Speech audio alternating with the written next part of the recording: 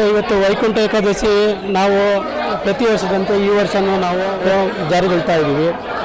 ಸುಮಾರು ಒಂದು 15,000ರಿಂದ 20,000 ಜನ ಬೆಳಿಗ್ಗೆ ಹೊತ್ತು ಮೇಲೆ ಬರ್ತಾರೆ. ಸಂಜೆ ಹೊತ್ತು ಒಂದು 20ರಿಂದ 30 ಸೇರಿ ಒಂದು 50,000 ಜನಗಳು ಬರ್ತಾ ಇದ್ದಾರೆ. ನಾವು ಅವರಿಗೆ ದಟ್ಟಣೆ ದಾರಿಯನ್ನು ಮಾಡಿಕೊಟ್ಟು ಅವ್ರಿಗೆ ಪ್ರಸಾದವನ್ನು ಕೊಟ್ಟು ಎಲ್ಲರೂ ಸ್ವಾಮಿಯ ಪಾತ್ರರಾಗಬೇಕು ಅಂತ ನಾವು ಕೇಳ್ಕೊಳ್ತೀವಿ. ನಿರೀಕ್ಷೆ ಇದೆ. ತಯಾರಿ ಯಾವ ಥರ ಮಾಡ್ಕೊಂಡಿದ್ದೀರಿ ಸರ್? ನಾವೆಲ್ಲ ಬ್ಯಾರಿಕೇಡ್ಗಳನ್ನ ಸುಗಮವಾಗಿ ನಡೆಯುವಂಥ ಧರ್ಮ ದರ್ಶನ ಇದೆ. ಅವ್ರಿಗೆ ಇಮ್ಮಿಡಿಯೇಟಾಗಿ ಹೋಗೋ ಥರ ಇರುವ 100 ರೂಪಾಯಿ ಕ್ಯೂಗಳು ಇದೆ. ಯಾಕಂದರೆ ಯಾರಿಗೂ ಏನು ತೊಂದರೆ ಆಗಬಾರ್ದು ಅಂತ ನಾವು ದಟ್ಟವಾದ ಕ್ಯೂಗಳನ್ನೆಲ್ಲ ಸುಗಮವಾಗಿ ಮಾಡ್ತಾ ಇದ್ದೀವಿ. ಆಗಿರ್ಬೋದು, ಏನೇನು ಕಾರ್ಯಕ್ರಮ ಹಮ್ಮಿಕೊಂಡಿದ್ದೀವಿ ಸರ್ ವಿಶೇಷವಾಗಿ? ಸರ್, ವಿಶೇಷವಾಗಿ ನಾವು ತಿರುವಣ್ಣಾಮಲೆಯಿಂದ ನಾವು ಹೂವು ತಂದು ಇಲ್ಲೇ ಎಣಿಸಿ ಕೊಟ್ಟು ಎಲ್ಲ ಮಾಡ್ತಾ ಇದ್ದೀವಿ.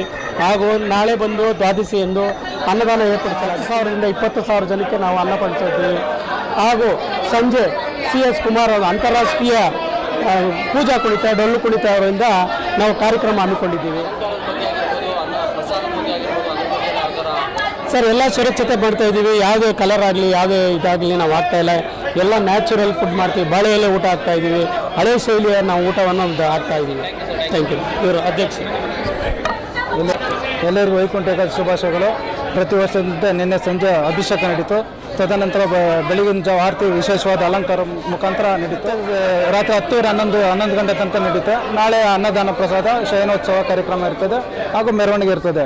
ನಾವು ಸುಭದ್ರಕ್ಕೋಸ್ಕರ ನಮಗೆ ಟ್ರಾಫಿಕ್ ಅವರು, ಪ್ರೈವೇಟ್ ಸೆಕ್ಯೂರಿಟಿಯವರು, ಲಾ ಆ್ಯಂಡ್ ಆರ್ಡ್ರರು ಮತ್ತು ನಮ್ಮ ಸಂಘದ ಕಾರ್ಯಕ್ರಮ ಒಗ್ಗೂಡಿ ಈ ಕಾರ್ಯಕ್ರಮ ವಿಶೇಷ ಏನಂದರೆ ಹೂವಿನ ಅಲಂಕಾರ ಮತ್ತು ಡೊಳ್ಳು ಕುಣಿತಲ್ಲಿ ವಿಶೇಷವಾದ ಡೊಳ್ಳು ಕುಣಿತ ಇರ್ತದೆ ಮತ್ತು ಪಲ್ಲಕ್ಕಿ ಉತ್ಸವ ಇರ್ತದೆ. ಅದು ವಿಶೇಷ.